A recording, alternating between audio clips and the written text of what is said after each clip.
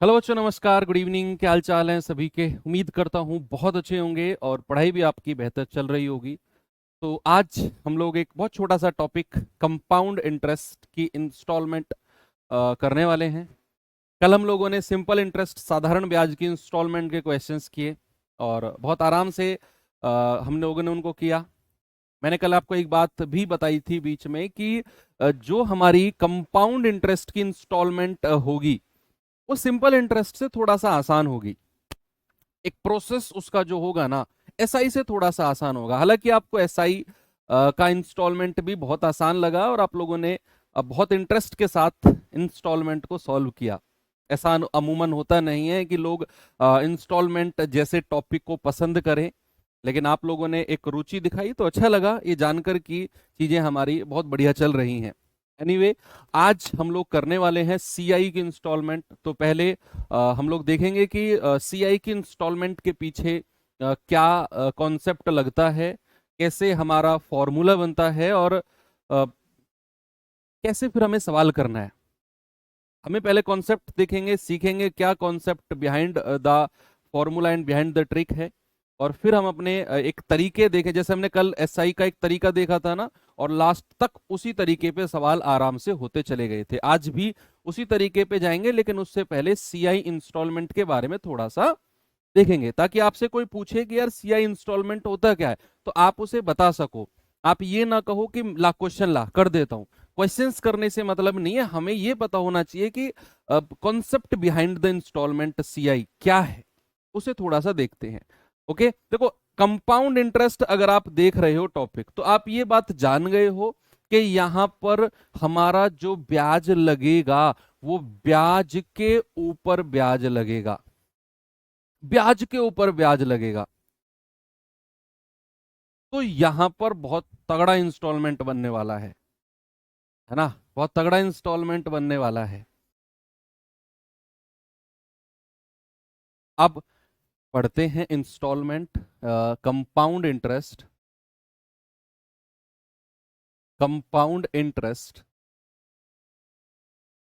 Instalment.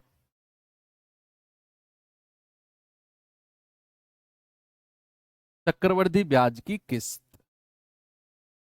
एक example से समझेंगे, उस एग्जाम्पल से फिर हम फॉर्मूले बनाएंगे और फिर उस फॉर्मूले को हटा के फिर हम लोग चल देंगे अपने तरीके पे, जिस तरीके से हमें सवालों को करना है।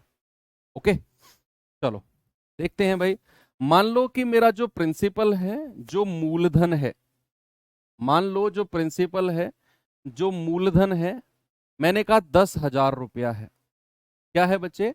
आपका मूलधन है 10,000 रुपया, जो ब्याज पर दिया गया है, जो ब्याज पर दिया गया है, और उसको इंस्टॉलमेंट में लेना है या फिर इंस्टॉलमेंट पे करना है। आपने बैंक से उधार लिया, ऐसा मान लो कि आपने बैंक से उधार लिया पैसा 10,000, अब उसे इंस्टॉलमेंट में पे करना है। और ब्याज की जो दर है वो 10% है, वार्षिक। 10% है वार्षिक, और समय क्या है? समय है 2 वर्ष। समय है 2 वर्ष। आप मुझे एक बात बताओ कि अगर आप 1 साल बाद की बात करोगे, आप अगर 1 साल बाद की बात करोगे, तो मिश्र धन कितना हो जाएगा? 10% तो हर साल ब्याज लगेगा। तो अगर मेरा 10, अब देखो, अब 15-20 मिनट अब कमेंट मत करो, कोई बहुत ही डीप और बहुत ही प्यारा कॉन्सेप्ट आपको सिखा रहा हूं। कमेंट पे ध्यान दोगे तो इधर उधर भटक जाओगे। मैंने कहा 10,000 रुपए हैं, रेट ऑफ इंटरेस्ट 10% है, 2 साल की बात हुई है। अगर मैं आपसे कहूं कि पहली साल के बाद, पहली साल के बाद पैसा हो कितना जाएगा इंस्टॉलमेंट पे करने से पहले, इंस्टॉलमेंट पे करने से पहले आपका पैसा बन कितना जाएगा? आप कहेंगे रेट ऑफ इंटरेस्ट अगर 10% है ना, तो सर मिश्रधन हो जाएगा 110%।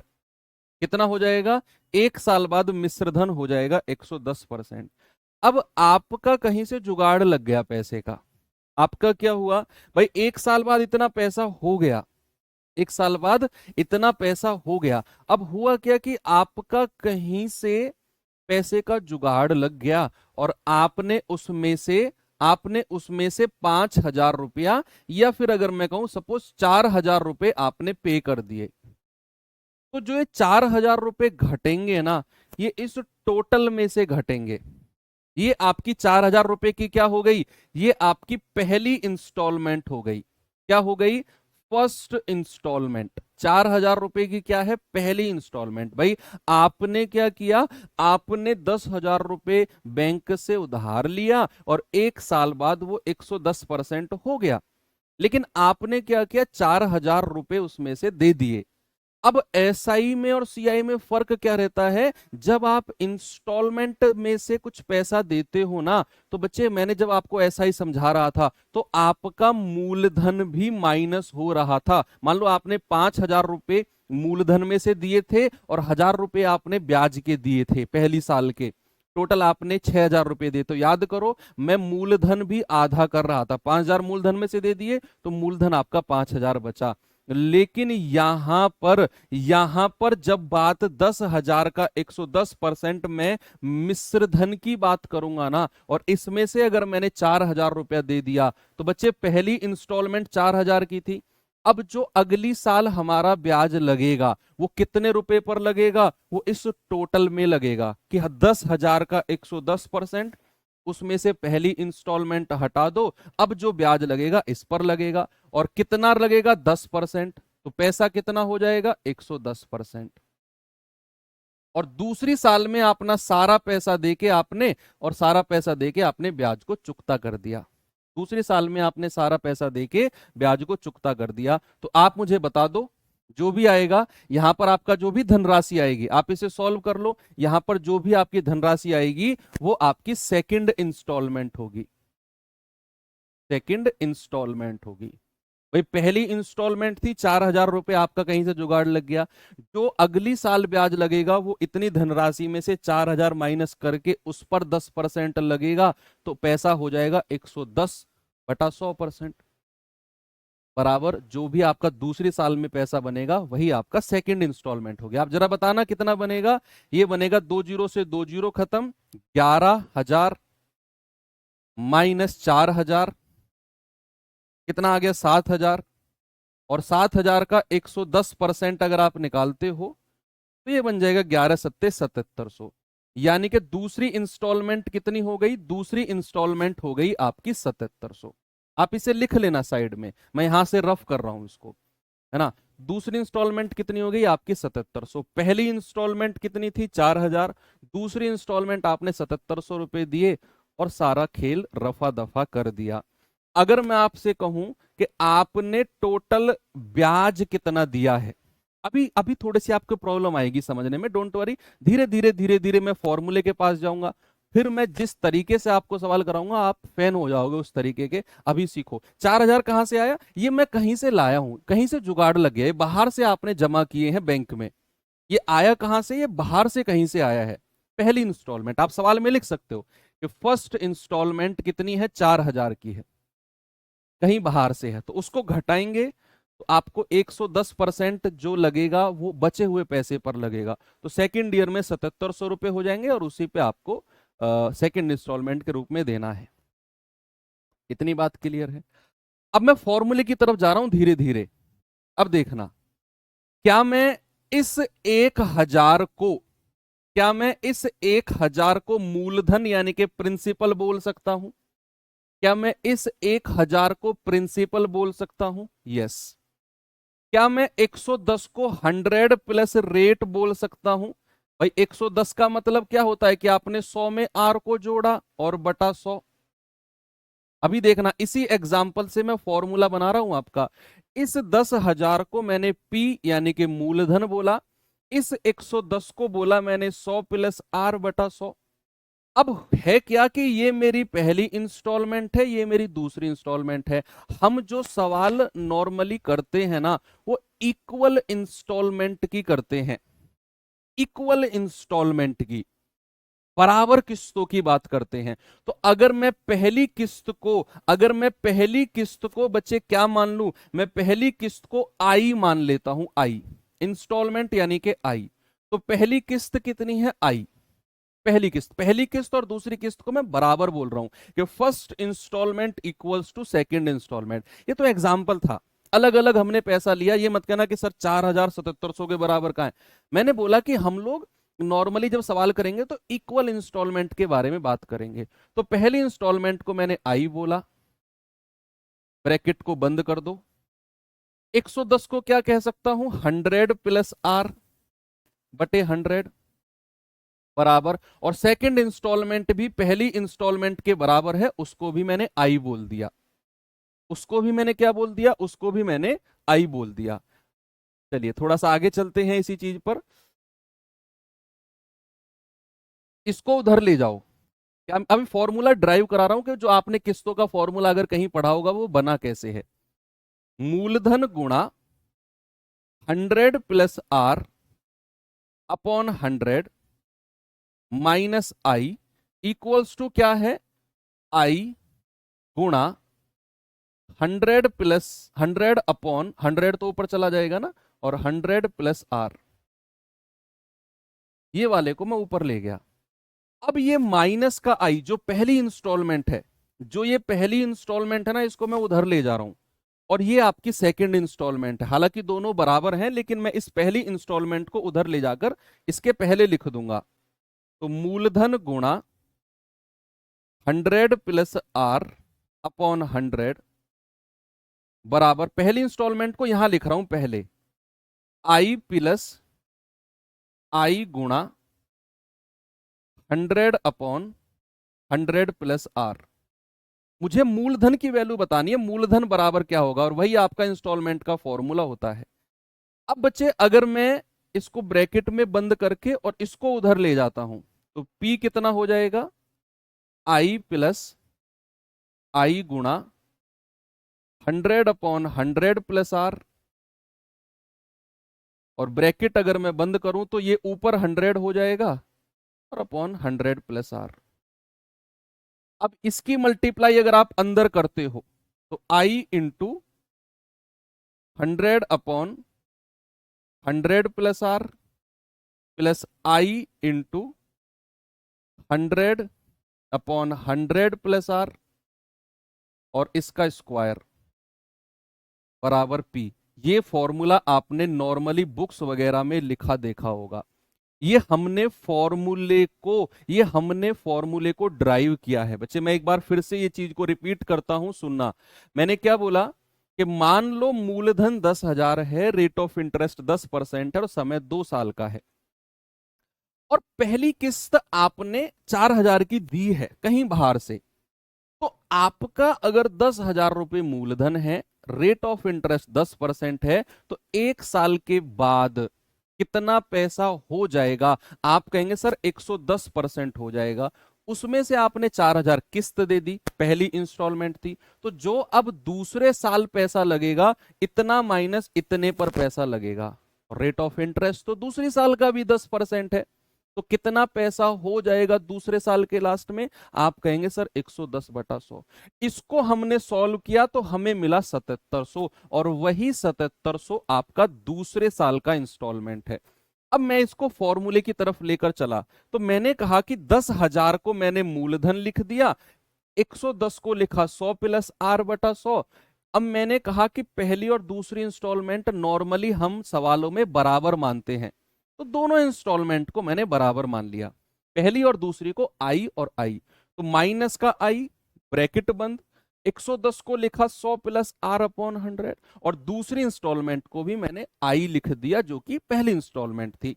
अब मुझे इसने सॉल्व करना था, तो मैं 100 को उधर ले गया, 100 प्लस आर नीचे आ गया।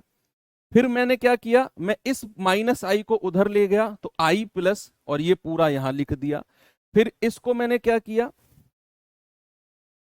फिर इसको मैंने 100 अपॉन यहां 100 अपॉन 100 प्लस आर, इसकी अंदर मल्टीप्लाई करी तो आई के साथ हुआ और इसके साथ होकर स्क्वायर बना दिया। तो ये जो कहानी आपके सामने है बच्चे, 2 वर्ष की किस्तों की कहानी है। ये क्या है, ये 2 साल की किस्तों की, 2 साल की इंस्टॉलमेंट की कहानी है। ये 2 साल की किस्तों की कहानी। सपोज अगर मैं 3 वर्ष की बात करता तो 3 वर्ष के लिए क्या खेल बन जाता, सर 3 वर्ष के लिए बन जाता कि मूलधन बराबर I into 100/100 plus R plus I into 100/100 plus R का स्क्वायर। और तीसरे वर्ष की अगर मैं बात करूंगा तो ये क्या हो जाएगा, 100/100 प्लस आर का क्यूब। और अगर मैं चौथी की बात करूंगा तो पावर 4 हो जाएगी। अगर मैं पांचवी की बात करूंगा तो पावर 5 हो जाएगी। पावर बढ़ती चली जाएगी। अब यहां हमें इस तरीके से सवाल नहीं करना, ये जस्ट कॉन्सेप्ट था एक चीज समझने के लिए कि जब मैं पहली किस्त की बात कर रहा था तो केवल मैंने यही लिखा, मल्टीप्लाइंग फैक्टर याद करो, एक मल्टीप्लाइंग फैक्टर लिखा इंस्टॉलमेंट के साथ। जब मैं दूसरी किस्त की बात कर रहा था तो मैंने मल्टीप्लाइंग फैक्टर का स्क्वायर बना दिया। और जब मैं तीसरे इंस्टॉलमेंट की बात कर रहा था तो मैंने मल्टीप्लाइंग फैक्टर का क्यूब बना दिया। मैंने क्या कर दिया बच्चे, मैंने मल्टीप्लाइंग फैक्टर का क्यूब बना दिया। इतनी बात क्लियर है। जब मैं पहली किस्त की बात करूंगा एक ही मल्टीप्लाइंग फैक्टर रहेगा, दूसरी किस्त की बात करूंगा मल्टीप्लाइंग फैक्टर का स्क्वायर हो जाएगा, तीसरी की बात करूंगा मल्टीप्लाइंग फैक्टर का क्यूब हो जाएगा, चौथी की बात करूंगा पावर 4। तो ये आपका कॉन्सेप्ट था किसका, आपके फॉर्मूले का। बिल्कुल भी टेंशन लेने की जरूरत नहीं है। मैं बहुत अच्छी तरह समझ पा रहा हूं कि आपके दिमाग की बत्ती लुप झुप कर रही होगी कि सर ये चल क्या रहा है, ये हुआ कैसे। इतने पार्ट को आपको दोबारा देखना है। अब मैं आता हूं असली कहानी की तरफ, जहां पर हमें सवालों को सॉल्व करना है, जिस तरीके से करना है उस तरीके पे आता हूं। ये था बेसिक इंस्टॉलमेंट का जो अभी तक हमने पढ़ा। लेकिन अक्सर हम इस तरह से सवाल करेंगे नहीं। पहले होते थे फॉर्मूलेज में रख के सवाल, पहले होते थे, अब नहीं करेंगे और ना ही अब होते हैं। सवाल कैसे होते हैं और कैसे हम करेंगे जरा देखना। अगर मैं पहला सवाल आपके सामने रखूं, पहला सवाल आपके सामने मैंने रखा कि एक आदमी ने 2100 रुपए उधार लिए। कितने रुपए, 2100 रुपए उधार लिए। और उसने 2 बराबर वार्षिक किस्तों में 10% चक्रवृद्धि ब्याज के साथ वापस भुगतान करने का निर्णय किया कि भाई 2 इक्वल इंस्टॉलमेंट में दूंगा। और कंपाउंड इंटरेस्ट की बात है तो कह रहा है प्रत्येक किस्त का मान क्या होगा। कल मैंने आपको बोला था कि कंपाउंड इंटरेस्ट की इंस्टॉलमेंट साधारण से आसान है, और आसान है। आप 2-4 सवाल करोगे ना, आपको लिटरली खुद फील होने लग जाएगा। मैंने कहा 2100 रुपए उधार लिए, मूलधन 21 हो जाएगा। 2 बराबर वार्षिक किस्त में 10% के ब्याज के साथ भुगतान करने का निर्णय किया। प्रत्येक किस्त का मान क्या होगा। आप चाहो तो इसे फॉर्मूले से कर सकते हो कि मूलधन बराबर I into 100/100 plus R plus I into 100/100 plus R का स्क्वायर। आप यहां पे आर का मान 10 रखो, आई आई रहने दो, मूलधन 2100 रख दो, आपको इंस्टॉलमेंट की वैल्यू मिल जाएगी। नहीं है, हम ऐसा करेंगे ही नहीं। ऐसा करेंगे तो फिर सर आप में और किताब में फर्क क्या रह गया। किताबों में भी लिखा हुआ है ऐसे, तो ऐसे थोड़ी करना है हमें। करना क्या है देखो, आपको सबसे पहले ये रेट ऑफ इंटरेस्ट को देखना है। इसका फ्रैक्शन क्या होता है, इसका फ्रैक्शन होता है 1/10। क्या होता है बच्चे, इसका फ्रैक्शन होता है 1/10। पहली साल की अगर बात होगी तो आपका पैसा हो जाएगा 10 में 1 जोड़ दो, 10 से 11। और यहां पर उसने 2 इंस्टॉलमेंट की बात करी है, तो दूसरी बार क्या होगा, दूसरी बार आपने इसका वर्ग कर देना है, 10 का स्क्वायर और 11 का स्क्वायर।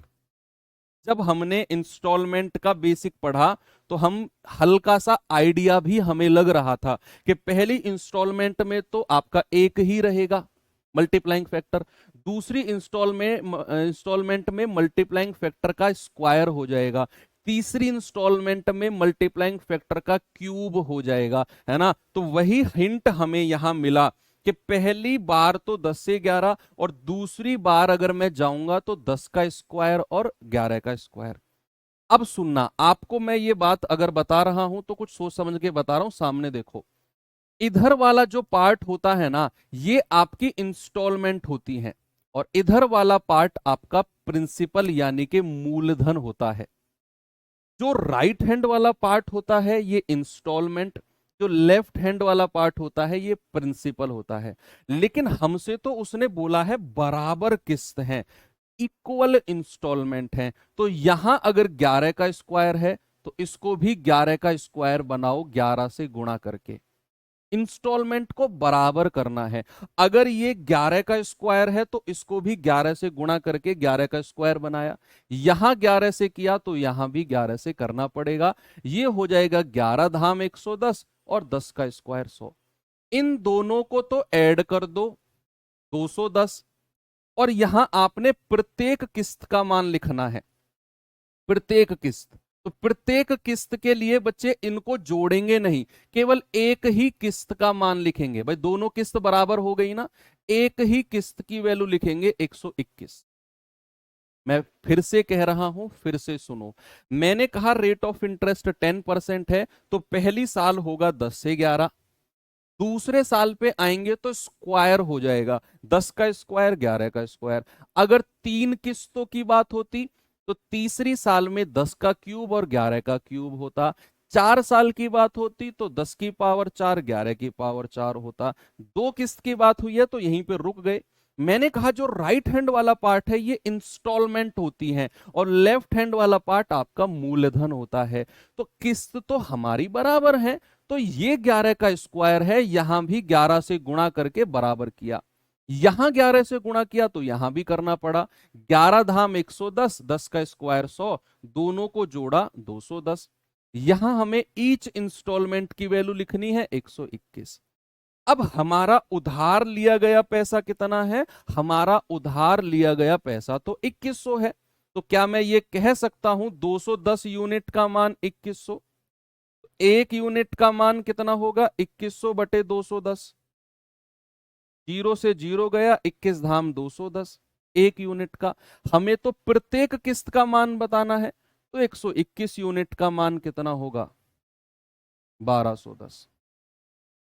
1210 हो गया सवाल। ये आसान तरीका, ऐसे बहुत सारे क्वेश्चन करेंगे हम। अगर मैं इसी सवाल में एक और आपसे क्वेश्चन कर लूं, इसको तो चलो ठीक है 1210 हमारा आंसर है।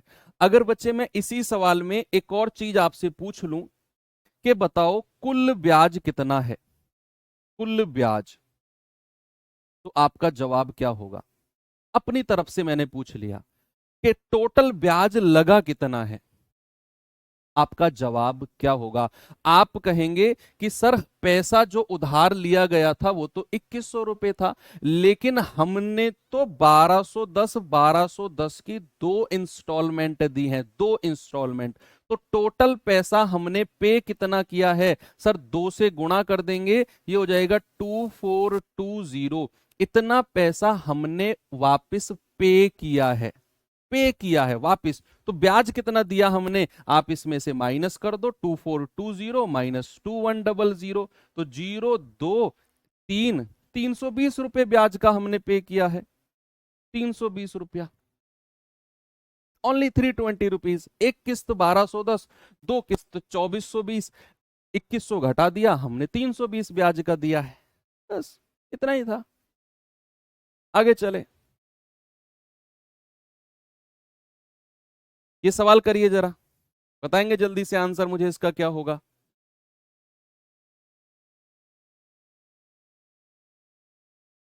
इतनी ही किस्त है बस, यही है कंपाउंड इंटरेस्ट के इंस्टॉलमेंट में। एक तरह का सवाल और बनता है, वो भी मैं आपको बता दूंगा, वो और भी आसान है।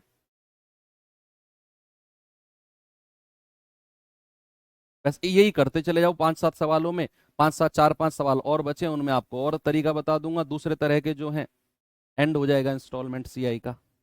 बहुत आसान है सीआई इंस्टॉलमेंट तो।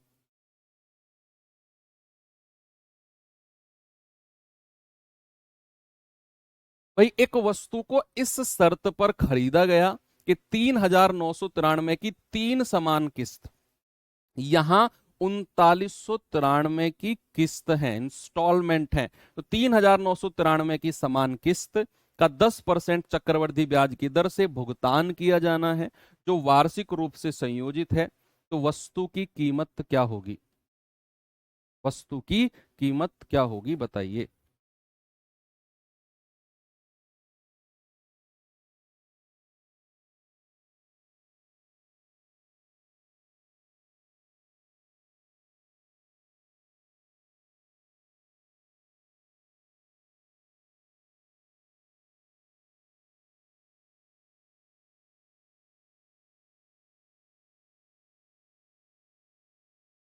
भाई सबसे पहले यहां जो रेट ऑफ इंटरेस्ट है उसको फ्रैक्शन में बदलते हैं। 10% का फ्रैक्शन कितना है? 1/10।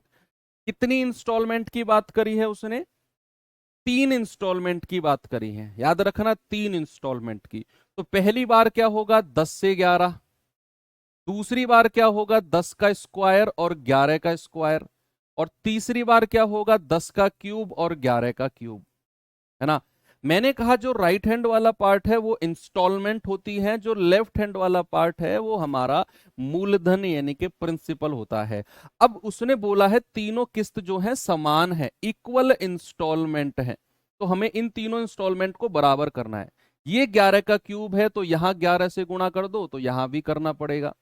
ये 11 है तो यहां 11 के स्क्वायर से गुणा करना है, भाई तीनों 11 की क्यूब बनानी है हमें, तो यहां भी 11 का स्क्वायर से गुणा करना है। क्या रखा है सवालों में? कुछ भी नहीं है ना। तो ये हो जाएगा 11 11 में 121 धाम 1210, 10 धाम 100, 1100, और 10 का क्यूब 1000। जोड़ दीजिए 0 1 2 और 1 3, 3310। यहां केवल एक इंस्टॉलमेंट की वैल्यू लिखनी है 1331, प्रत्येक ईच इंस्टॉलमेंट की वैल्यू, जोड़ना नहीं है, ईच इंस्टॉलमेंट की वैल्यू। हमसे क्या बोला है? हमसे बोला है कि भैया इंस्टॉलमेंट तो 3993 की है। इतने यूनिट का मान कितना है? ये एक यूनिट का मान कितना होगा? 1331। पूरा 3 बार कटेगा, एक यूनिट का मान 3। तो वस्तु की कीमत पूछी है, आप कहेंगे 3310 इंटू 3। 3 एकम 3, 3 तिया 9, 3 तिया 9, यानी कि 9930 रुपए की वस्तु थी। Option number D. सिंपल हो गया। मजा आया? आगे चलें।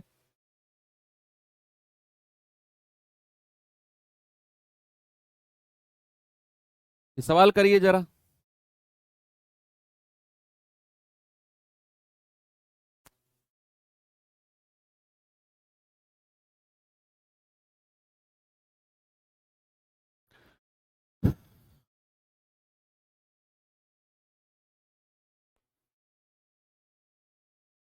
सवाल करें, एक आदमी ने 16,224 रुपए का नगद भुगतान करने पर स्कूटर खरीदा और अगले 2 वर्षों में समान 2 वार्षिक किस्तों का भुगतान करने का वादा किया। यदि ब्याज तो स्कूटर का नहीं। आप इस सवाल को अभी थोड़ी देर बाद रुक के करना, इसको करो पहले, पहले इसको करो,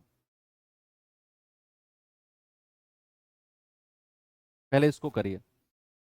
अगला टॉपिक सर कौन सा होगा? अगला topic time speed and distance होगा। कल से हम लोग समय चाल दूरी शुरू कर देंगे। और बच्चे बहुत ही ज्यादा इंपॉर्टेंट टॉपिक है और बहुत डीप में, बहुत ही ज्यादा डीप में जाकर, बहुत बेसिक में जाकर वो चैप्टर हम सीखने वाले हैं। एक एक पॉइंट, एक एक नट मैं खोलने वाला हूं कल। टाइम स्पीड एंड डिस्टेंस के एक एक नट, नट होता है ना बहुत छोटा सा जो होता है, उसको मैं खोलने वाला हूं टाइम स्पीड एंड डिस्टेंस का। पूरी मशीन को फैला के रख देंगे हम टाइम स्पीड एंड डिस्टेंस की। एक एक चीज को बड़े प्यार से बहुत डिटेल में पढ़ेंगे। तो कल से सभी लोगों को जुड़ना है और कंटिन्यू जुड़ना है अगर वो टॉपिक आपको सीखना है। बहुत सारे बच्चों का वो टॉपिक अक्सर कमजोर रह जाता है। कह रहा है कि एक राशि उधार ली गई और 4% चक्रवृद्धि ब्याज अनुमति देते हुए 980 रुपए की 2 समान वार्षिक किस्तों में वापस भुगतान किया गया। उधार ली गई राशि क्या है? बताओ। आपसे कह रहा है 980 रुपए की 2 वार्षिक किस्त है, तो 980 रुपए इंस्टॉलमेंट दी हुई है। 4% का फ्रैक्शन कितना है? 101/25। भाई कितनी किस्त है? 2। तो पहली बार कितना हो जाएगा? 25 से 26। दूसरी बार स्क्वायर कर देंगे, 26 का स्क्वायर। है ना। मैंने कहा इंस्टॉलमेंट तो बराबर होनी चाहिए, मैंने कहा इंस्टॉलमेंट तो बराबर होनी चाहिए। ये 26 का स्क्वायर है तो यहां भी 26 से गुणा करेंगे तो यहां भी करना पड़ेगा। 25 छिक्के 150, 25 दूनी 50 और 15 65, और 25 का स्क्वायर 625। ये जोड़ेंगे तो 5 5 2 7, 6 और 6 12, ये तो मूलधन हो गया। और यहां तो हम एक ही इंस्टॉलमेंट की वैल्यू लिखेंगे 676, और हमें इंस्टॉलमेंट दे रखी है 980 रुपए। मतलब कि हमारा जो 676 यूनिट का मान है वो 980 है। हमारा आंसर अप्रोक्सीमेट आएगा भैया, लिख लिख लेना, क्योंकि यहां उसने बोला हुआ है। एक यूनिट का मान आएगा 980/676। 4 से जाएगा, 4 एकम 4, 2 4 छिंग 24, 4 नाम 36, 4 दूनी 8, 4 चौक 16, 4 पंजे 20। हमें बताना है कितने यूनिट का मान, 1275। तो 1275 का मान कितना आएगा, 245/169 इंटू 1275। अब इसको आप गुणा करिए और फिर बताइए आंसर कितना होगा।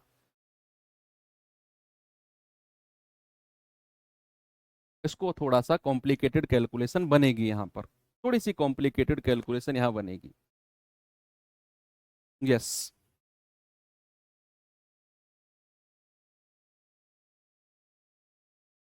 करिए सॉल्व।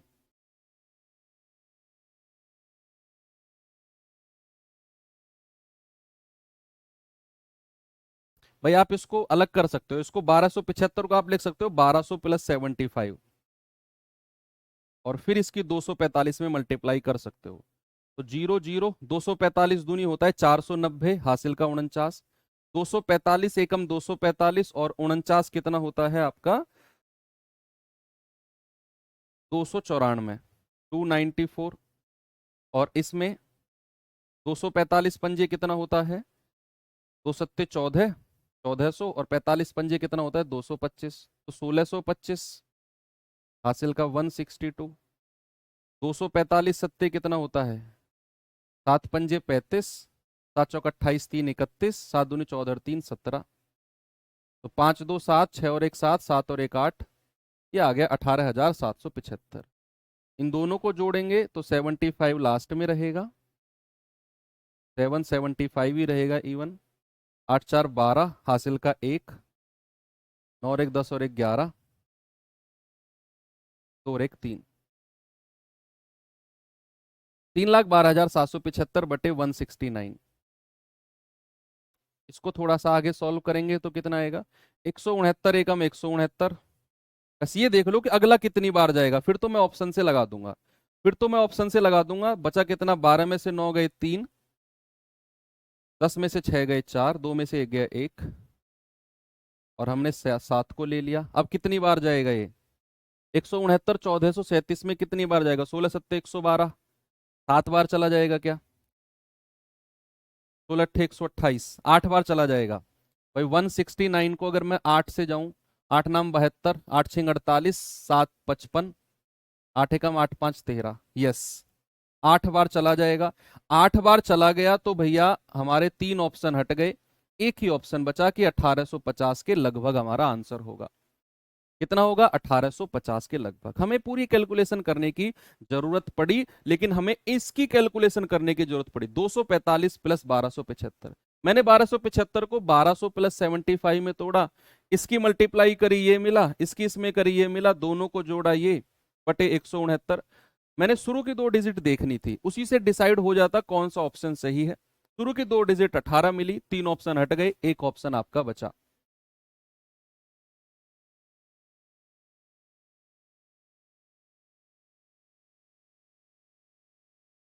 ये सवाल करिए जरा।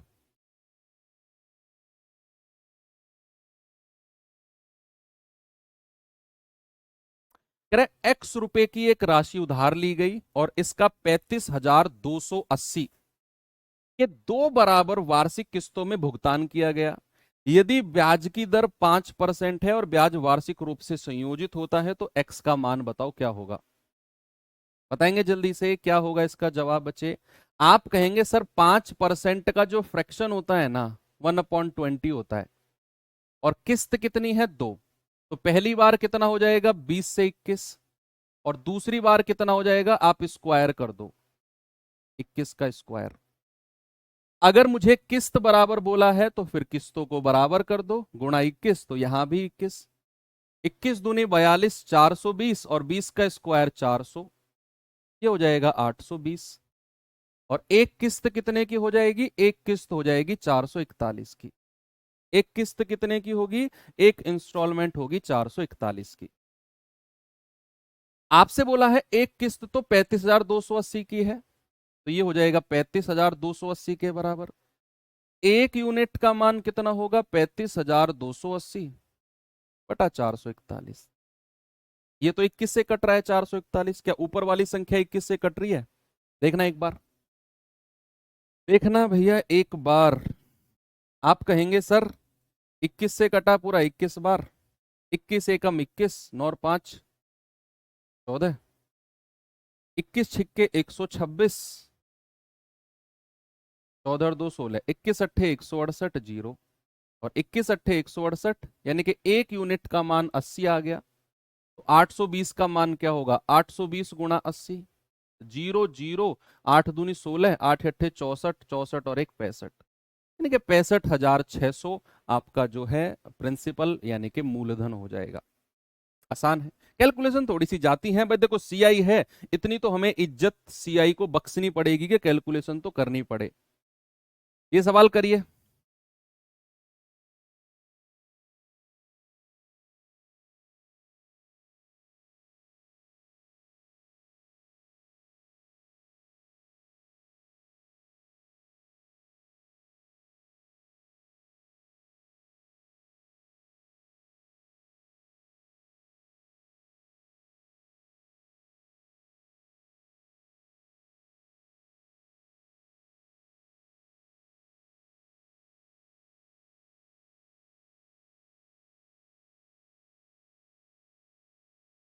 सीजीएल मींस का सवाल है, सीजीएल मींस का क्वेश्चन है जी। कह रहा है किसी ऋण को 44,100 रुपए की दो बराबर वार्षिक किस्तों में चुकता करना है।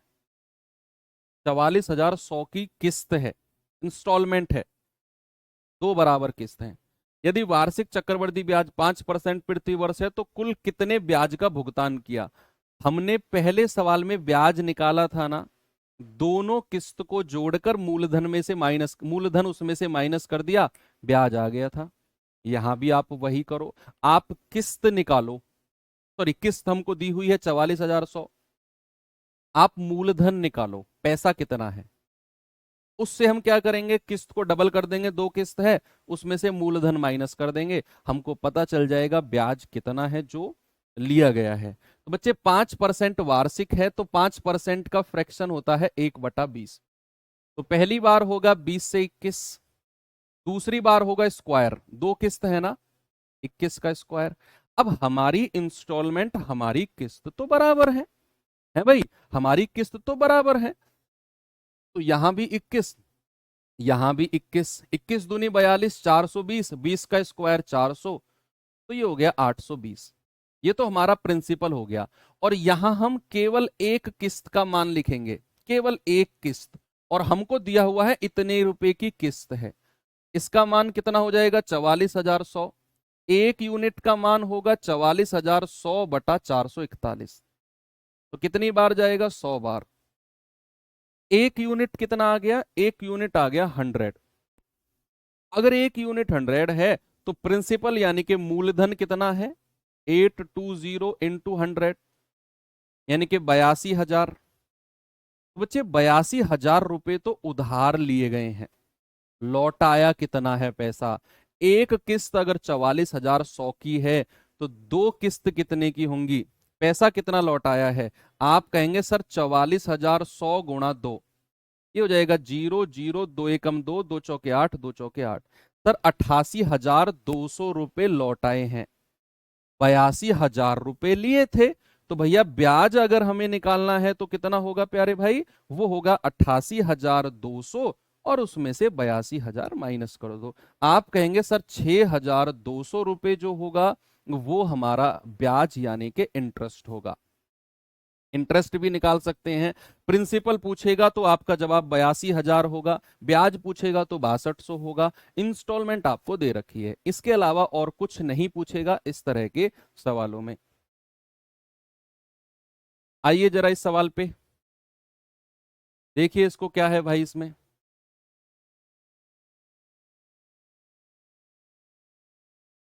सीजीएल मेंस का क्वेश्चन है। CI installment normally mains level तक के एग्जाम में ही पूछी जाती है।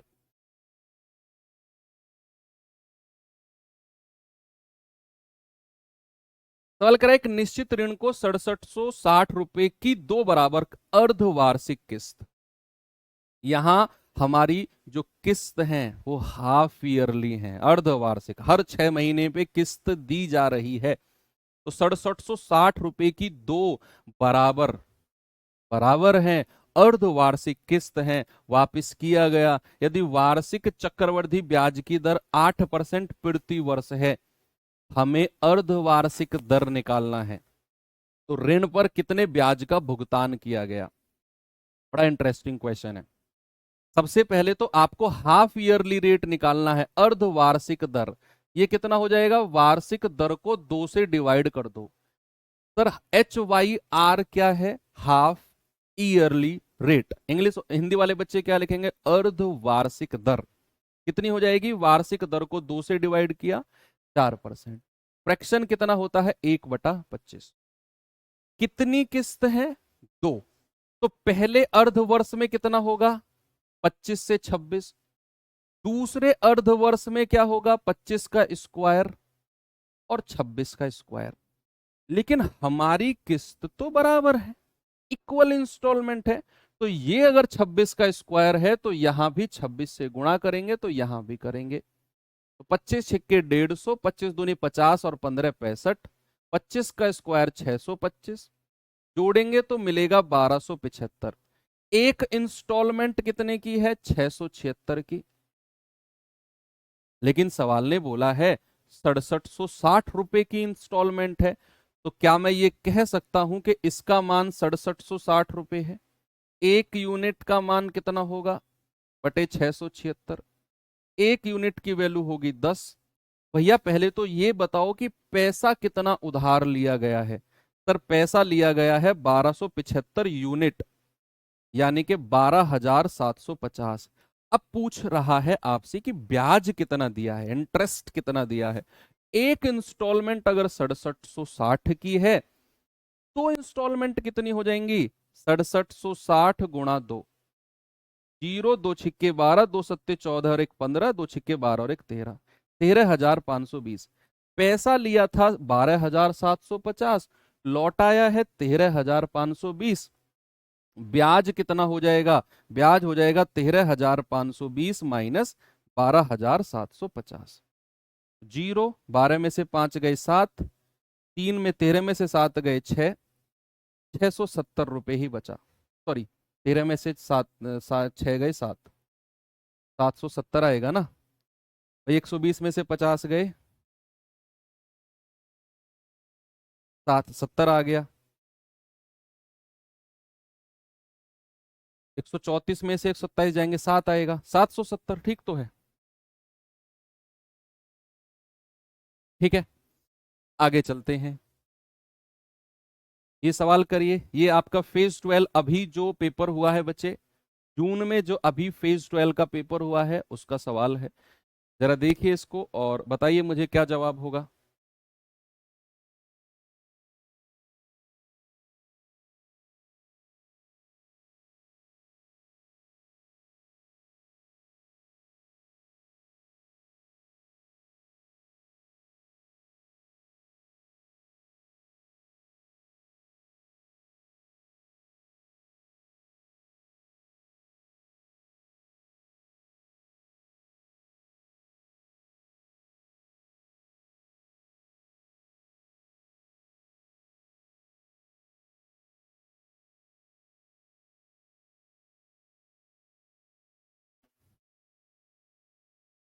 कह रहा है 2550 का ऋण 2 समान अर्धवार्षिक किस्तों में चुकाया जाना है। ये ऋण है, ये ऋण है जो चुकाना है। कह रहा है कि यदि ब्याज अर्धवार्षिक रूप से चक्रवृद्धि किया जाने वाला 8% वार्षिक है तो प्रत्येक किस्त क्या है? ब्याज भी अर्धवार्षिक हाफ ईयरली है, ब्याज भी हाफ ईयरली है। तो सबसे पहले हमको हाफ ईयरली रेट बताना है, तो वार्षिक दर को 2 से डिवाइड करेंगे तो 4% आएगा, और फ्रैक्शन क्या होगा? 1/25। Yes, all clear. 1/25। दो किस्त है, दो है ना, तो पहली बार तो 25 से 26, अगली बार स्क्वायर कर दो, 25 का स्क्वायर और 26 का स्क्वायर। अच्छा, क्या करेंगे? किस्तों को बराबर करेंगे। ये 26 का स्क्वायर है तो यहां भी 26 से गुणा, यहां भी 26 से गुणा। 25 छिक्के 150, 25 दूनी 50 और 15 65। 25 का स्क्वायर 625, ये हो जाएगा 1275। और एक किस्त कितने की होगी? 676 की। कितने की होगी? 676। आप मुझे बताओ, पैसा कितना उधार लिया है? 2550। तो क्या इस यूनिट का मान 2550 नहीं होगा? एक यूनिट का मान कितना होगा?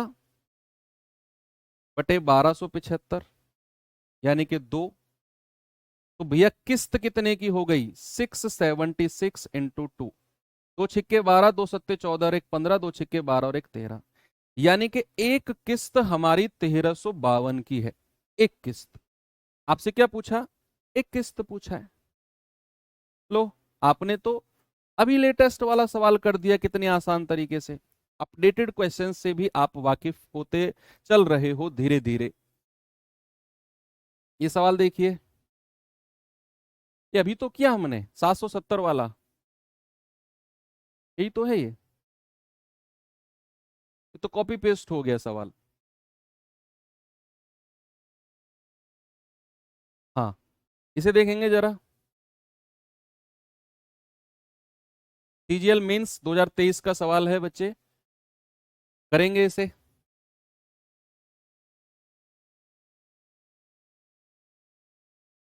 जल्दी से आप लोग ट्राई करो अपनी कॉपी में।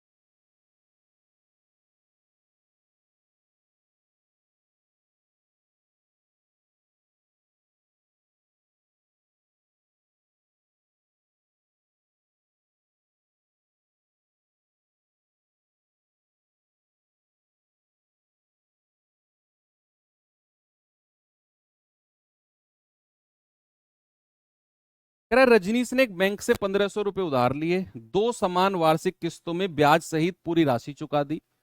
जहां रजनीश ने बैंक से उधार लेने के 1 वर्ष बाद पहली किस्त का भुगतान किया, ओके, यदि ब्याज 40% वार्षिक थी और ब्याज वार्षिक रूप से संयोजित है, तो रजनीश द्वारा भुगतान की गई प्रत्येक किस्त क्या है?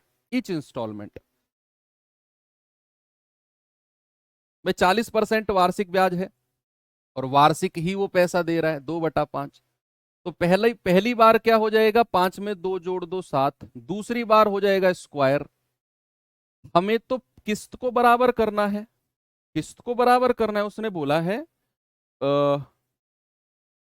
दो समान वार्षिक किस्त हैं, annual, each annual equal installment है। तो यहां भी 7 से गुणा करो, यहां भी।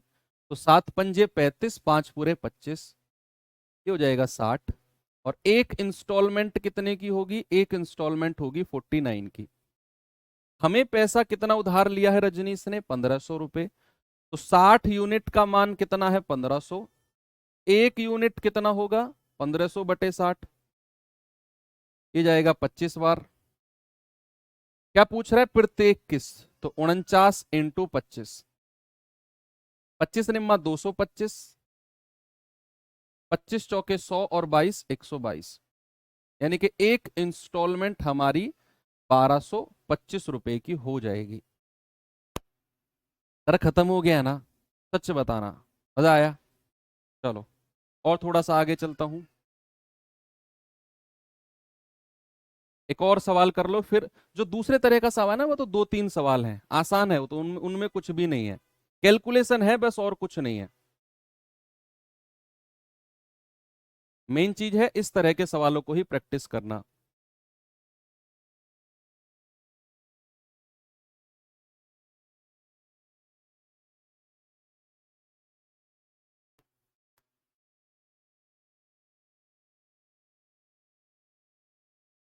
कह रहा 13,360 की धनराशि 8 सही 3/4% वार्षिक चक्रवृद्धि ब्याज की दर से उधार ली गई तथा उसका वापसी भुगतान 2 वर्ष की 2 समान वार्षिक किस्तों में किया गया। प्रत्येक किस्त का मान क्या होगा? एनुअल कंपाउंडेड इंटरेस्ट है, यानी कि चक्रवृद्धि दर है। तो सबसे पहले तो इसको फ्रैक्शन में बदलना ही अपने आप में एक डिफिकल्ट टास्क हो सकता है। भाई 8 चौके 32 और 3 35/4%। अगर मैं परसेंट को हटाऊंगा तो क्या हो जाएगा? बटा 100 हो जाएगा। तो 5 सत्ते 35, 5 से जाएगा 20 बार, यानी कि हमारा फ्रैक्शन हो गया 7/80। 8 सही 3/4 का जो फ्रैक्शन जो भिन्न है वो हो गया 7/80। किस्त कितनी है? दो। दो समान किस्त है ना, तो पहली बार तो 80 से 87 हो जाएगा, दूसरी बार 80 का स्क्वायर और 87 का स्क्वायर हो जाएगा। होगा कि नहीं? बिल्कुल होगा। तो आपको इंस्टॉलमेंट बराबर करनी है, 87 से गुणा यहां भी कर दी, यहां भी कर दी। ये कितना होगा? 0, 8 सत्ते 56, 8 अट्ठे 64, 64 और 5 69। ये हो जाएगा 6400। पैसे को जोड़ेंगे, 0, 6, 9 और 4 13, 6 और 6 12 और 1 13, यानी कि पैसा है 13,360। और एक किस्त, प्रत्येक किस्त कितनी है? 87 का स्क्वायर आप ऐसे ही रहने दो, 87 का स्क्वायर ही रहने दो, अभी आपको 87 का स्क्वायर नहीं पता ना, आप ऐसे ही रहने दो।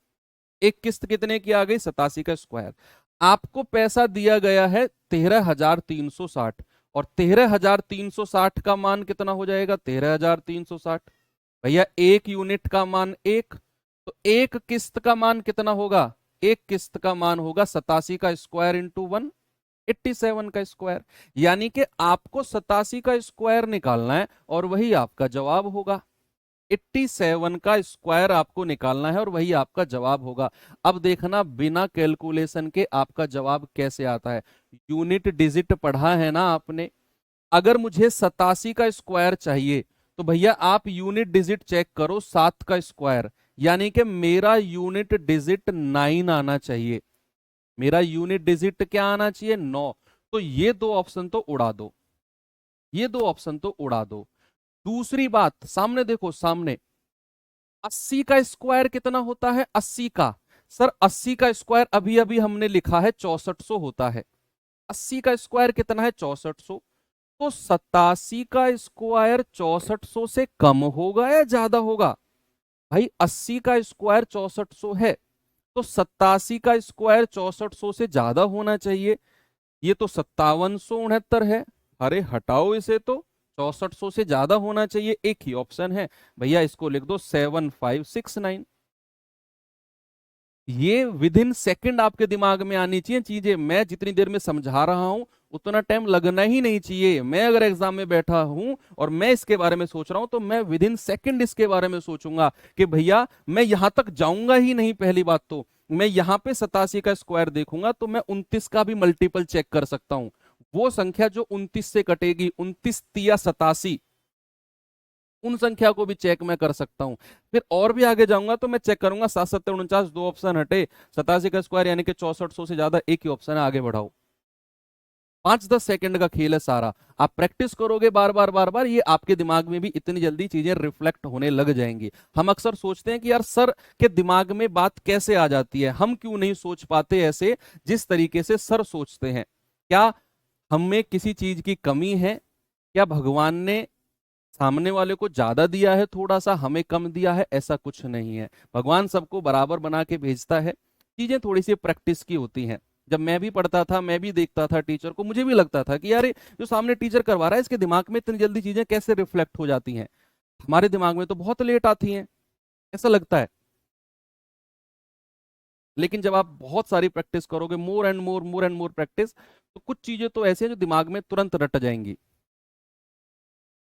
डिविजिबिलिटी रूल लगा लो, स्क्वायर याद कर लो, स्क्वायर निकाल लो आप, 87 का स्क्वायर, आपकी इच्छा है। पहला ही क्वेश्चन है जो मैं छोड़ दिया था मैंने, कह रहा है कि सीता ने 35,000 का ऋण वार्षिक रूप से चक्रवृद्धि होने वाली 10% वार्षिक ब्याज की दर पर उधार लिया। वह 2 वर्ष में 2 समान किस्त में अर्थात प्रत्येक वर्ष के अंत में एक किस्त का भुगतान करने के लिए सहमत है। तो प्रत्येक किस्त की राशि ज्ञात करो। बच्चे अभी सीपीओ जो आपका जून में हुआ है, अभी जिसकी आंसर की कुछ दिन पहले आई है, उसी का सवाल है ये। अभी जो सीपीओ का पिछले महीने जून में एग्जाम हुआ है, प्रत्येक किस्त का मान पूछ रहा है, और यहां एग्जैक्ट आंसर नहीं आ रहा, आपसे अप्रोक्सीमेट पूछ रहा है। तो चीजें अप्रोक्सीमेट चलेंगी, अप्रोक्सीमेट, है ना। तो सबसे पहले क्या करना है, 10% का फ्रैक्शन 1/10। तो पहली बार क्या होगा, 10 से 11, यहां 2 किस्त की बात करी है तो फिर हो जाएगा 10 का स्क्वायर 11 का स्क्वायर। अब भाई साहब हमारी तो समान किस्त है, हमारी इंस्टॉलमेंट तो इक्वल है। अब इंस्टॉलमेंट इक्वल है तो ये 11 का स्क्वायर है, तो एक और 11 से ऊपर गुणा कर दो, यहां भी 11 धाम 110, 10 धाम 100, तो पैसा कितना हो गया 210। और एक इंस्टॉलमेंट कितने की हुई, 11 ग्यारहम 121। हमें इतना पैसा दिया हुआ है 35,000, तो क्या मैं 210 यूनिट का मान 35,000 कह सकता हूं? एक यूनिट का मान कितना होगा, 210, जीरो, 7 या 21, 7 पंजे 35, यानी कि एक यूनिट का मान है बच्चे 500/3, एक यूनिट का। हमसे पूछा है प्रत्येक किस्त, 121 यूनिट का मान कितना होगा, गुणा 500/3, ये हो जाएगा आपका 5 एकम 5, 5 दूनी 10, 5 एकम 5 और एक 6, 0 0/3, 3 दूनी 6, 0, 3 एकम 3, यूनिट डिजिट भी नहीं, शुरू की 3 डिजिट चेक करो, ज्यादा मत कैलकुलेशन करो। 201 से शुरुआत कहां हो रही है, हटाओ हटाओ हटाओ, एक ही ऑप्शन है 20167। सीपीओ का सवाल फोड़ दिया आपने, बिल्कुल हो गया। चलो सर, अगर किस्त इक्वल ना हो तो, अब वो सवाल करते हैं जब किस्त इक्वल ना हो। गजानंद ने बोला है सर अगर किस्त इक्वल ना हो, तो गजानंद की भी हमें माननी है। चलिए गजानंद भैया, अब अगर किस्त इक्वल ना हो तो उस केस में सर क्या करेंगे, आते हैं अपने कि किस्तों में जब किस्त बराबर ना हो, हर साल अलग अलग पैसा पे किया जाए, उस केस में क्या होगा। उस केस के ये रहे सवाल। सवाल है, ए ने 8% वार्षिक चक्रवृद्धि ब्याज की दर से 28,500 रुपए उधार लिए लिए जी। यदि पहली साल के अंत में 5,780 रुपए चुका दिए, बहुत बढ़िया, तो दूसरे साल के अंत में कितना पैसा वो चुकाएगा। ये पता है हम कौन से तरीके से करेंगे इस सवाल को, जहां से हमने आज के चैप्टर की शुरुआत की थी। मैं दिखा देता हूं आपको, जहां से हमने आज के चैप्टर की शुरुआत की थी, यहां से इस तरीके से हम ये करेंगे। मैंने आपको ये सवाल कराया भी है, देख लो, ये रहा आपके सामने। इतना पैसा उधार लिया, पहली इंस्टॉलमेंट 4,000 की दी तो हटा दिया 4,000, दूसरी इंस्टॉलमेंट जो बनेगा वो 4,000 हटाने के बाद पर जो पैसा बचेगा उस पर लगेगा। वही सवाल बन गए अभी, कि अगर इंस्टॉलमेंट बराबर ना हो तो उस केस में कैसे की जाती हैं चीजें। चलिए गजानंद करो, बड़े सिंपल तरीके से करना है, ठीक है।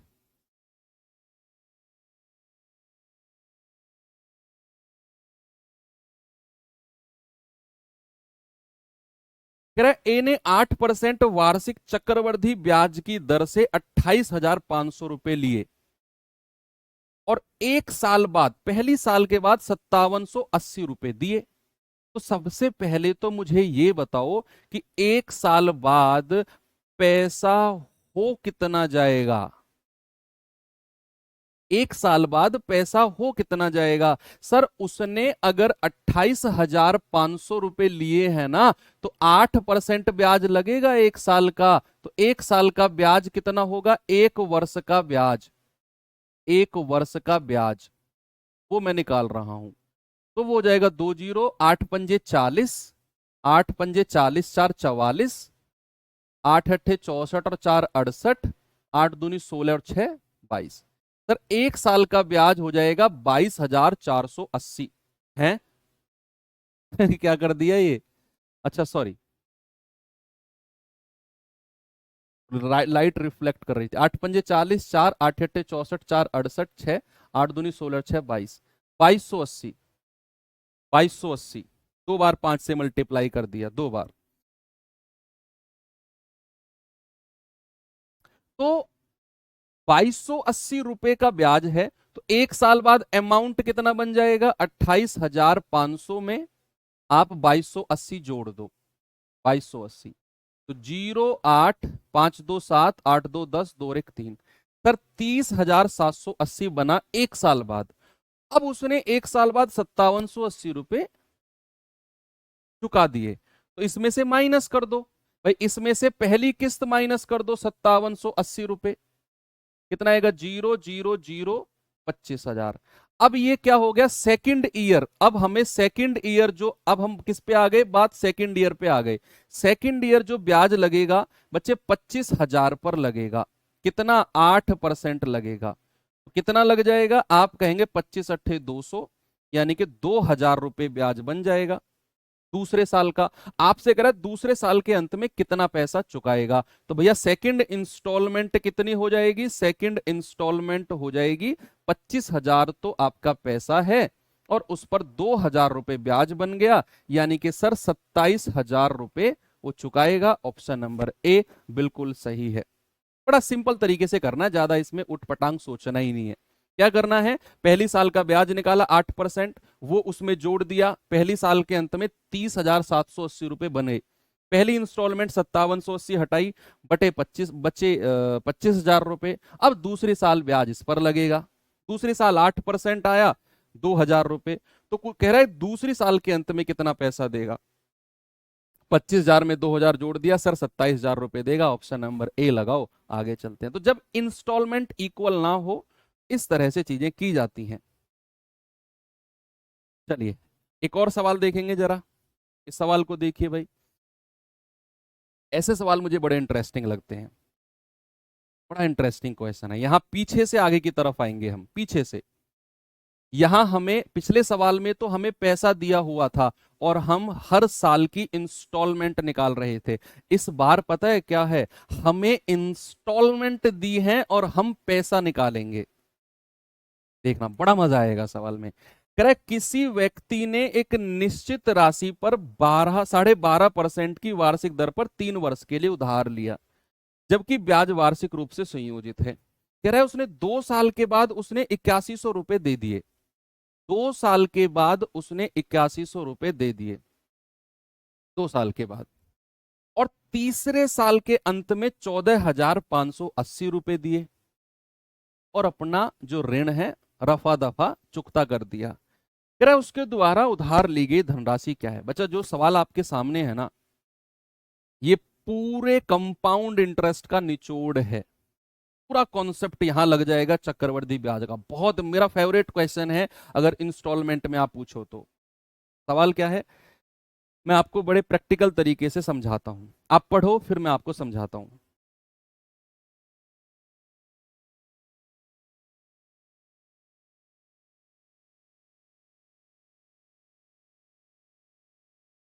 स्टार्ट करें। एक व्यक्ति ने कुछ पैसा लिया और ये बात फिक्स हो गई कि 12.5% ब्याज लिया जाएगा। जब मैं स्टोरी ऐसे सुनाया करूं ना, सवाल की समरी, तो दिमाग में ना आपके पिक्चर बनती रहनी चाहिए कि एक व्यक्ति ने पैसा लिया, कुछ हमें नहीं पता कितना है, 12.5% ब्याज फिक्स हो गया, चक्रवृद्धि ब्याज लगेगा जी, ओके। अब उस व्यक्ति ने 2 साल तक कोई पैसा नहीं दिया, ना कोई किस्त दी ना कुछ दिया। 2 साल तक वो दिखाई नहीं। 2 साल के बाद वो आता है अब 2 साल तक दिखा नहीं तो इसका मतलब ये थोड़ी है कि जो पैसा वो लेकर गया है उस पर ब्याज नहीं लगेगा, ब्याज तो लगेगा ना।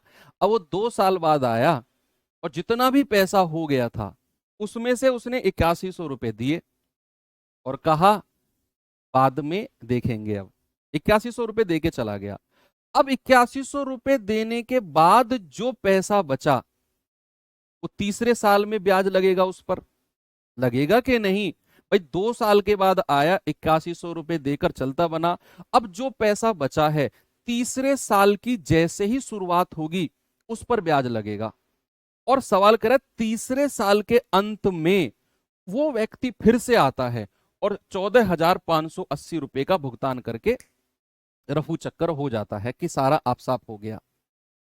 अब मैं यहां बैक साइड से फ्रंट की तरफ चलूंगा, यानी कि मैं तीसरे वर्ष से स्टार्ट करूंगा और फिर बात करूंगा तीसरे वर्ष की शुरुआत और फिर बात करूंगा आगे पीछे की तरफ, ऐसे चलेंगे रिवर्स।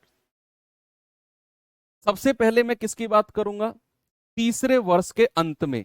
तीसरे वर्ष के अंत में उसने 14,580 का भुगतान किया। तीसरे वर्ष के अंत में मैं केवल थर्ड ईयर की बात करूंगा। किसकी बच्चे? केवल थर्ड ईयर की।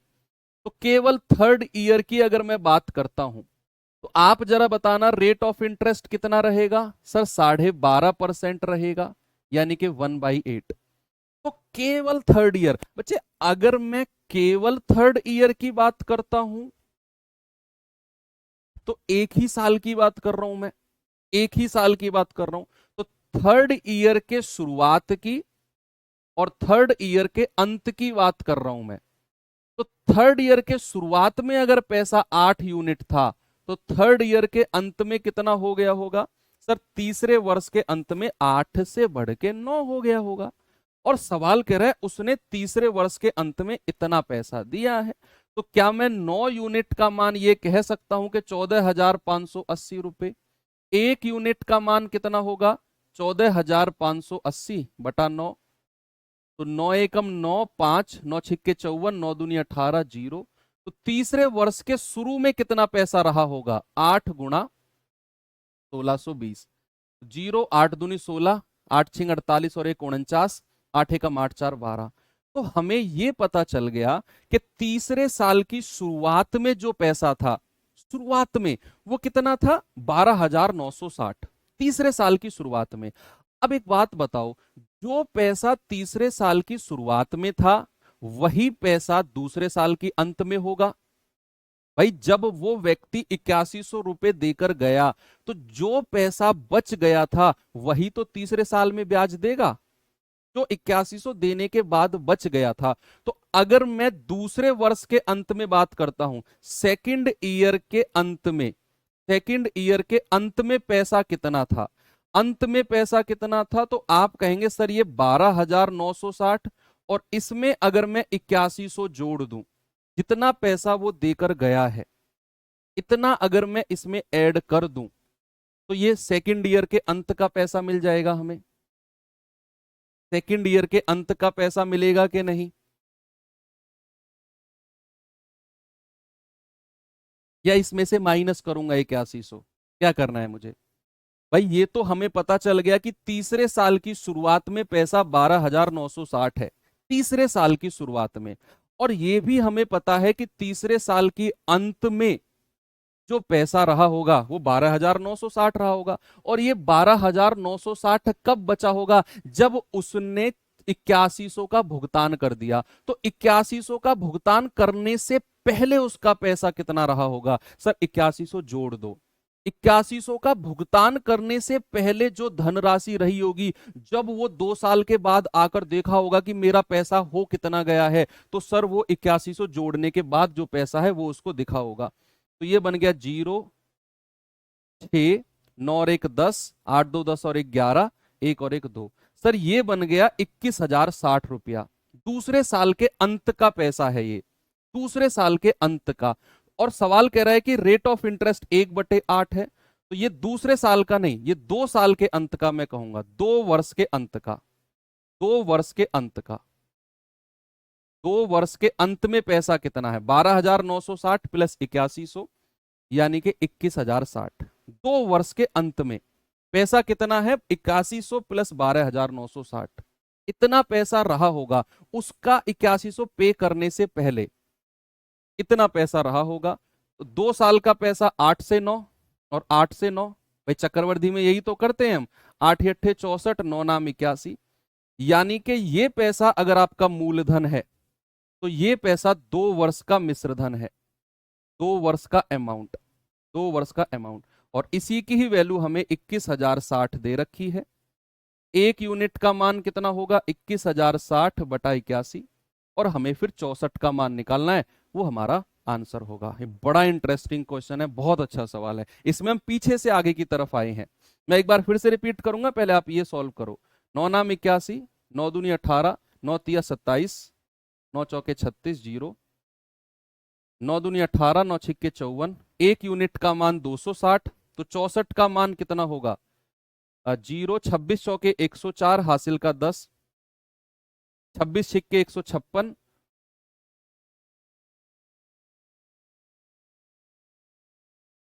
मूलधन पूछा है ना, तो 26 × 6 = 156 और 10 166, 16,640। कुछ गड़बड़ क्या है क्या, एक बार ये देखना, ये सही काटा है क्या हमने। 9 × 9 = 81, 9 दूनी 18, 3, 9 × 3 = 27, 3, 9 × 4 = 36, 0, 9 दूनी 18, 9 × 6 = 54, 0, 260 और 64 × 260, मूलधन हमारा बनेगा ये।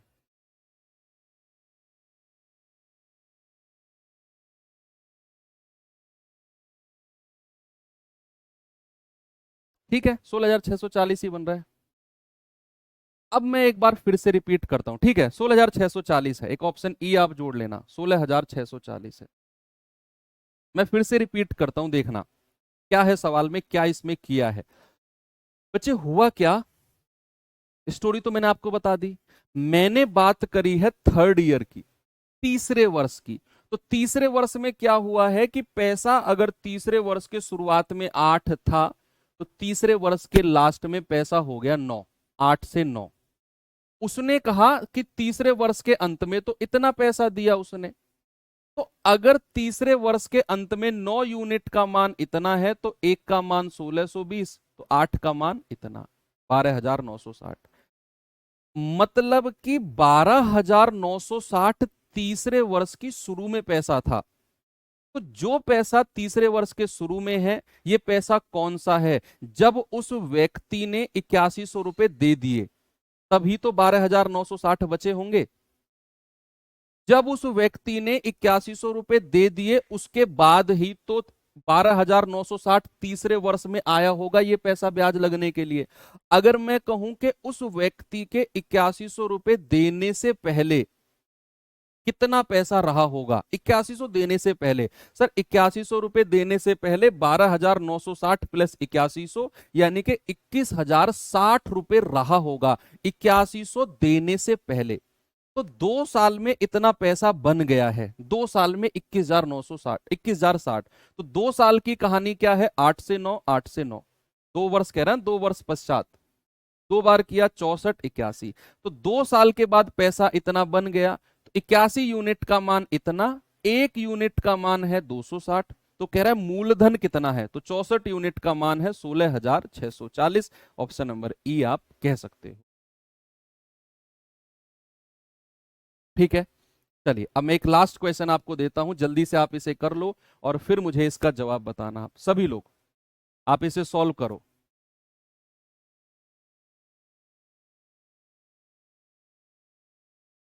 टाइम देता हूं आपको पढ़ने के लिए और करने के लिए, ठीक है।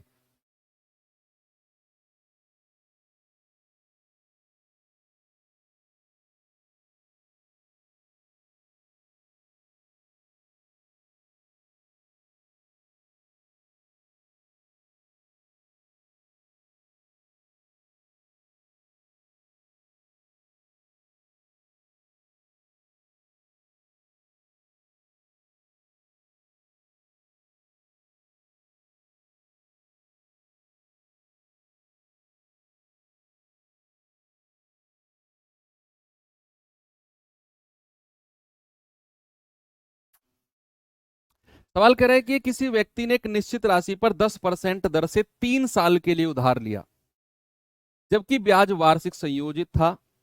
2 साल के बाद उसने 6634 रुपए दिए।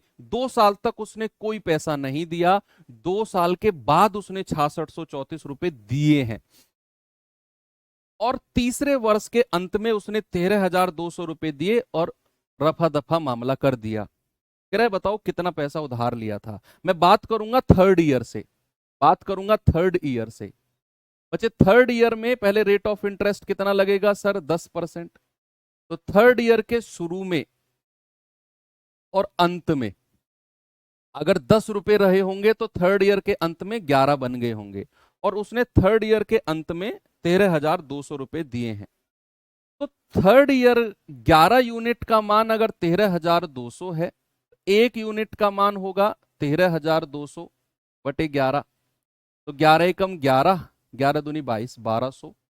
तो 10 यूनिट का मान कितना होगा? 1200 गुणा 10, यानी कि 12,000। बच्चे जो ये 12,000 रुपए है ना, ये तीसरे साल के शुरुआत में है, और जो तीसरे साल की शुरुआत में है वही पैसा दूसरे साल के अंत में रहा होगा। और ये 12,000 रुपए जो है ये कब है? जब उसने 2 साल के बाद 6634 रुपए दे दिए। 6634 के भुगतान के बाद 12,000 रुपए बचे होंगे।